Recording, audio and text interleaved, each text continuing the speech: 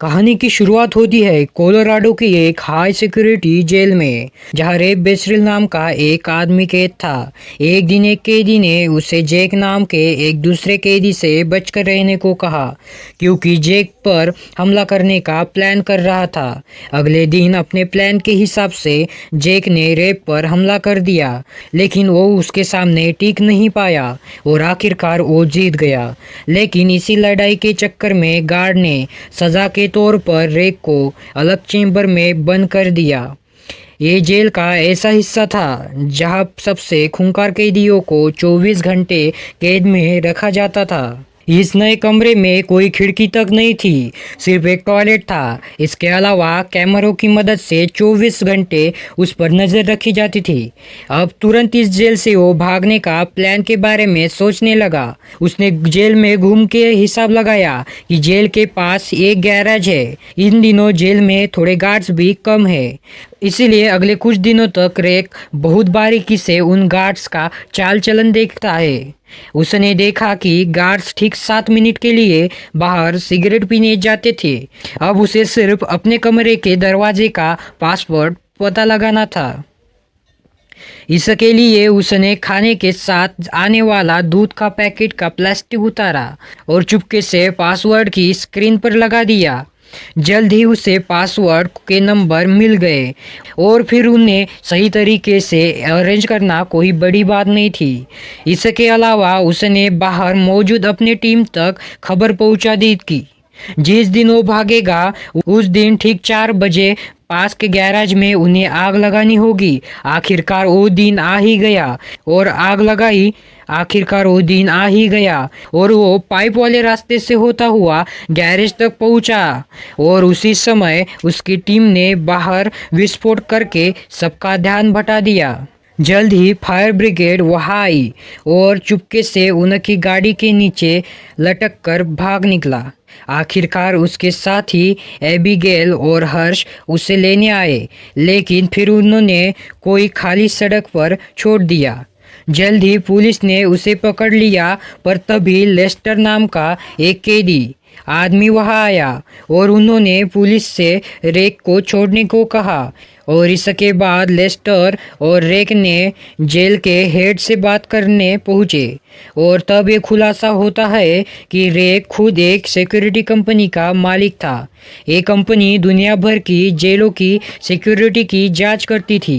वो कोई अपराधी नहीं था, बल्कि वो तो खुद एक कैदी बनकर सिक्योरिटी की जांच करने जाता था, ताकि जेल के हेड उसमें और सुधार कर सके। वो इतनी जेलों से भाग चुका था कि अब लोग कहने लगे थे कि भाई ये बंदा तो किसी भी जेल से भाग सकता है। आखिरकार पूरे 5 महीने बाद वो अपने ऑफिस गया, जहां उसने दुनिया की सबसे आसान गेम खेलकर अपने दोस्तों को खुश किया। इसके बाद उसने पार्टनर से सर ने उसे जेसिका नाम की एक लड़की से मिलवाया। वो चाहती थी कि ये दुनिया की सबसे खुफिया और कड़ी सिक्योरिटी वाली जेल से जांच करे, लेकिन उसकी ये शर्त थी कि वो उसकी टीम में जेल कहाँ मौजूद है इस बारे में कोई जानकारी नहीं होगी। इस काम के लिए वो लाखों डॉलर्स देने को तैयार थी, लेकिन रेक को इन सब में कुछ ठीक नहीं लगा। लेकिन उसके मनाने पर वो राजी हो गया। इसके बाद उन्होंने रेक को एंथनी नाम के एक आतंकवादी की पहचान दी और फिर अबिगेल ने उसकी बाजू में एक ट्रैकर भी लगा दिया, लेकिन जल्द ही उसे किसी ने अगवा करके बेहोश कर दिया और उन लोगों ने बड़ी बेरहमी से उसकी बाजू में लगा वो ट्रैकर भी निकाल दिया। अब वो सीधा जेल में पहुंच गया ताकि उसे पता ना लग सके कि वो जेल कहाँ पर है। जब रेक की आँख खुली तो उसने देखा कि वो एक कांच के डिब्बे में बंद था और उसके चारों ओर कई कैदी थे। इसके बाद रेक की मुलाकात जेल में वार्डन हॉफ से हुई, लेकिन रेक को बताया गया था कि वार्डन का नाम मार्शल होगा। वो समझ गया कि कुछ तो गड़बड़ जरूर है, इसीलिए उसने वो खास कोड और तब रेक तुरंत अपने कमरे में वापस लौट आया। उधर एबिगेल और हर्ष ने एक बारे में बताया असल में इस काम के लिए रॉय को चेक मिला था जो अब बाउंस हो गया, और तो और जेसी का भी कोई अता पता नहीं था। इसीलिए उन्होंने उसको ढूंढने को कहा। लेकिन लेस्टर ने तो कहने लगा कि रेक को अपना काम करने दो। उसके जाने के बाद जेल के वार्डन को फ़ोन किया और रिक को पूरी उम्र वही रखने को कहा। तभी ये खुलासा होता है कि रेक अकेला ही इस कंपनी का मालिक बनना चाहता था, इसलिए उसने ये नकली डील करके उसको हमेशा के लिए जेल भेज दिया। लेकिन एबिगेल और हंस ने हार नहीं मानी। हर्ष को टूम नाम की एक गैर कानूनी जेल के बारे में पता चला जिसमें लोग अपने दुश्मनों को रखते थे, लेकिन ये है कहा, पर ये किसी को नहीं पता था। उधर जेल में रेक और एमेल को पता लगाना था कि दुनिया की किस हिस्से में मौजूद है। इसके लिए रेक ने डॉक्टर की मदद मांगी, लेकिन डॉक्टर ने उसकी मदद नहीं की। खैर, रेक ने कुछ चुराया जिससे जुगाड़ करके उसने एक डिवाइस बनाया जिससे शिप के लोकेशन के पॉइंट्स पता किए जा सकते थे, पर इसके लिए उसे शिप के ऊपर के हिस्से में जाना होगा। इसीलिए उसने जावेद नाम के कैदी की मदद मांगी। बाद में जावेद ने वार्डन के पास जाकर उसका जासूस बनने का नाटक किया और बदले में उससे खुली हवा में नमाज पढ़ने की इजाजत मांगी। अनजान वार्डन ने इस बात की मंजूरी दे दी और फिर अफरीदी ने उस डिवाइस के जरिए शिप के पॉइंट्स पता किए। आखिरकार हिसाब लगाया कि मार्को के पास अटलांटिक में थे। तब मिल ने उसे बताया कि इसका एक दोस्त मार्को में ही रहता है। अगर वह किसी तरह उस तक खबर पहुंचा दी तो वो अपनी टीम के साथ उन्हें बचाने जरूर आएगा। अब वे फिर से डॉक्टर से मिला और उसे मदद करने के लिए मना लिया। फिर रात को डॉक्टर ने मिल के दोस्त को ईमेल लिखकर उनकी जेल का पता दिया। आखिरकार भागने का दिन आ गया और जावेद ने वार्डन को झूठी खबर देकर कहा कि ब्लॉक में लड़ाई होने वाली है। ये सुनकर वो वार्डन तुरंत सारे गार्ड्स को ब्लॉक में भेज दिया और खास कमरों पर सिर्फ 2 गार्ड्स रह गए। रेक ने मौका देखकर वहां लड़ाई शुरू कर दी और जल्द ही सब एक दूसरे को पीटने लगे। तभी रेक और जावेद शिप के ऊपरी हिस्से की ओर भागे। वार्डन ने पूरी शिप में लॉकडाउन लगा दिया। उन तीनों के ऊपर पहुंचने से पहले ही सभी दरवाजे लॉक हो गए और मजबूरन उन्हें वापस लौटना पड़ा। और उसी वक्त उसके दोस्त अपने आदमियों के साथ हेलीकॉप्टर में वहां पहुंचा। लेकिन और कैदियों के बीच धुआंधार गोलीबारी चल रही थी।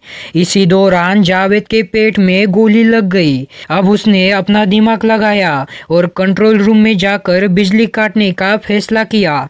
किसी तरह वो ऊपर का दरवाजा फिर से खोल सका। उसने मिल को जावेद का ध्यान रखने को कहा और खुद आगे चला गया। तभी जावेद ने एमएल को भी आगे जाने को कहा क्योंकि वो जानता था कि वो ज्यादा देर जिंदा नहीं बच पाएगा। मजबूरन एमिल को उसे छोड़कर भागना पड़ा और बाद में गार्ड्स ने जावेद को मार डाला। उसी वक्त शिप की बिजली काटने में कामयाब हुआ और उधर एमएल भी भागकर छत तक पहुंच गया। अब वो दौड़कर अपने दोस्त के हेलीकॉप्टर तक पहुंचा।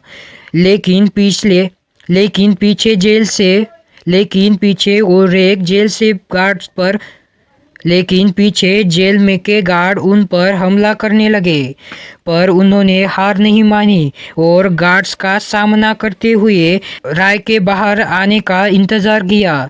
लेकिन रेक बदकिस्मती से अंदर पानी के टैंक में फंस गया। गार्ड्स हर तरफ उसे ढूंढने लगे, इसीलिए वह दरवाजा खोलकर सीधा समुद्र में कूद गया। तभी एमएल हेलीकॉप्टर में निकल पड़ा और उसने रिक को समुद्र में डूबते देखा। उसने तुरंत हेलीकॉप्टर से सीढ़ी फेंकी और आखिरकार उस पर चढ़कर टैंक्स पर अंधाधुंध गोलियां बरसाई। जल्द ही शिप में जोरदार धमाका हुआ और वार्डन उसके गार्ड सहित वहीं मारा गया और आखिरकार वो सब सुरक्षित मार्को के किनारे पर आ गए। तभी एक गाड़ी उन्हें लेने आई और उसमें से जेसिका बाहर निकली। उसने देखा ये वही लड़की है जिसने उसे इस जेल में भेजा था। जब एमिल ने बताया कि उसकी बेटी है तो वो सुनकर रेक के होश उड़ गए। असल में एमिल ही मैन है और सबको लगता था कि उसका बॉस है। उसने अपनी असलियत छिपा रखी थी ताकि उसके दुश्मन उसे मार ना डाले। इसके बाद हमें पता चलता है कि जेसिका अपने पिता को जेल से छुड़वाना चाहती थी, इसलिए उसने धोखे से नहीं कोई जेल में भिजवाया। अंत में उसने उसकी सच्चाई बताई कि वो कैसे गद्दारी करके जेल के वार्डन के साथ मिल गया था। आखिरकार रेक ने ईगल और हैस से मिला और उसे पता चला कि उसे कोई ऑफर मिला था जिसके मुताबिक अगर रेक जेल से भागने में कामयाब होता तो लेस्टर इस जेल का सीईओ बन जाता। उधर जब लेस्टर को पता चला कि रे बाहर आ गया है तो वो अपना बोरिया बिस्तर बांध के भागने लगा। इसके बाद हैस ने गाड़ी उस पर हमला कर दिया और बाद में जब लेस्टर की आँख खुली तो वो अब भी गाड़ी में ही था, लेकिन वो इस बात से अनजान था कि वह गाड़ी हजारों डिब्बों से भरे जहाज में थी और यह जहाज कहाँ जा रहा है ये कोई नहीं जानता। तो ये कहानी यहाँ पर एंड होती है। धन्यवाद।